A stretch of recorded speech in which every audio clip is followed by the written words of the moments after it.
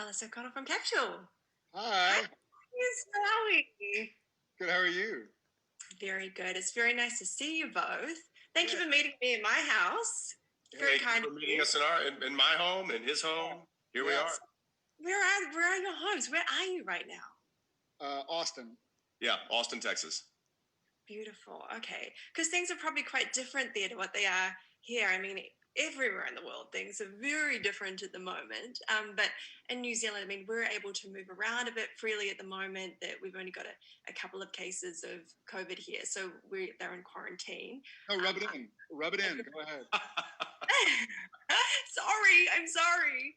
But so I guess we're interested in what can you give us a bit of insight into what it's like over there for you guys? What's happening? It's pretty. We're spiking pretty hard over here in Texas. We're definitely one of the higher COVID cases states in the U.S. right now. So it's. I mean, I know just personally, like me and my wife, my kids, we've been on lockdown and stayed pretty much locked down, kind of watching the numbers for the better part of 4 months now, and it's getting really depressing. it's really starting to weigh down because I was talking to Jared earlier. It's like I just haven't left the house much for anything. I haven't eaten at a restaurant. I haven't gone on a date with my wife in months, and I haven't gotten on a plane, which I do. Jared and I generally are flying twice a week at least. And so it's just been a very big adjustment. I mean, I will say the silver lining is I get to spend this time with my family and my kids. That's great. But it is a shock to the system. Yeah, same. We locked down. I mean, we got sent home March 13th, Friday 13th, apropos. And it was sort of like, hey guys, we need to just clear things up. It'll be a couple of weeks or a month. And I think part of me thought in April, we'd be going back north to Vancouver. Obviously that didn't happen. Then late April didn't happen, May and June. And now here we are in late July. So it's been interesting. And we were locked down as well. And then about 2 months ago, early June, my wife and kids and I set off on a road trip. We were like, they're all going to kill each other or we're going to kill them. So let's just get them in the cars and just go, like stay somewhere, take our masks. And still it's been, trying to look on the bright side, of which there are many. We've all been lucky enough to not contract the disease or have anybody close to us. I will say the road trip idea though is so great because it's like, it's an acceptable way to put your children in restraints for hours at a time. Exactly. My thoughts exactly. But yeah, that's kind of what we did. So we hit the road, went to the mountains, and kind of just got out of it. It's I'm not sure what the Celsius conversion is, but it's 90s, 100 degrees here with equal humidity. Like 40 plus. Yeah. So we got out, and then I came back to Austin last week in order to get ready to go back up to Vancouver when we get the word. So, good on you. So what has it been for filming? So you've obviously got a few episodes left to film, right? And these are really crucial ones, right? They're arguably the biggest. It's the last 2 episodes of the entire series. I would say that it was kind of structured to where the second to last episode was kind of the season finale. And then the last episode was kind of the series finale. And so we had just started, we had shot 1 day of the second to last episode, and everybody's emotions were starting to get all churned up. And it was like this final push, 15 years behind us. And we're about to wrap it all up with 3 more weeks of work. And then we're all hitting the trail. And boom, they pulled the plug on us. And so it's been weird. At first I was like, wow, this is great because it might give us some time because we just finished shooting a full season. And usually we're pretty drained those last couple of episodes. And I'm like, this is great because we can come back. We're refreshed. We got some rest. We can hit it with, with some fresh legs. And now it's like, all right, I'm fresh. I'm good. Let's go. Everybody's, I think, really kind of itching to get back and get this thing over the finish line. Yeah. Yeah. Well, I mean, I mean, it's pretty hard to get into New Zealand right now, but why don't you guys come here? Come film it here. Please, would love to come there. On my way.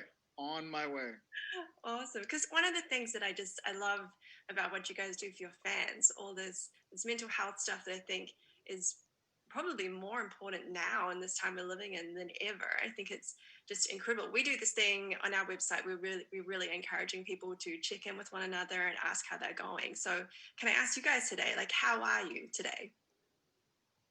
Thank you for the question. I think it's been the last 4 months have run the gamut, from sort of that helpless feeling of what is the world coming to and what's the world going to look like, and just the challenge of the unknown, to now I'm really hopeful. I mean, I got to be honest, this is the first time I believe, I could be mistaken, but I think it's the first time I've really talked about the show for 4.5 months. And obviously that was my day-to-day, week-to-week, month-to-month, year-to-year thing for 15 years. And it feels great. It feels kind of reinvigorating and refreshing. And I'm really optimistic. And I feel like this is maybe the launch pad. This couple hours we're doing is the launch pad to kind of get back to having a purpose. And even seeing you from New Zealand going like, hey, we dig it. Thanks for the work. I'm going like, oh yeah, cool. Like I'm about to go serve a purpose again and reach people in a different hemisphere and go work hard and, reconnect with my crew 6 feet away or whatever social distancing requires. But I feel really hopeful and optimistic right now. We're hearing a lot of good news about when we go back to work. So I'm really excited. I feel like the craziness is going to be a little bit easier to ignore for a couple of weeks or a month or however long it takes to finish the show. So I'm good right now. Thank you. Good. How about you, Jensen? Yeah, it's I'm starting to get a little bit of that cabin fever. There's some days where I just I'll have moments and I'll just be like, what am I supposed to be doing right now? There's a lot of kind of I'm so used to having a schedule. I'm so used to having having to be somewhere at a certain time, having to show up, having to learn my lines, having to work out a scene or a blocking or be in the hair and makeup trailer at a certain time, be on set at a certain time. What's for lunch? What's our turnaround coming this weekend? Okay, I've got to get my flights. Jared, let's talk about flights when we want to go home this weekend. There's this constant, productiveness that's happening when we're working, and to try and turn that off in your head is taking a break from it is one thing.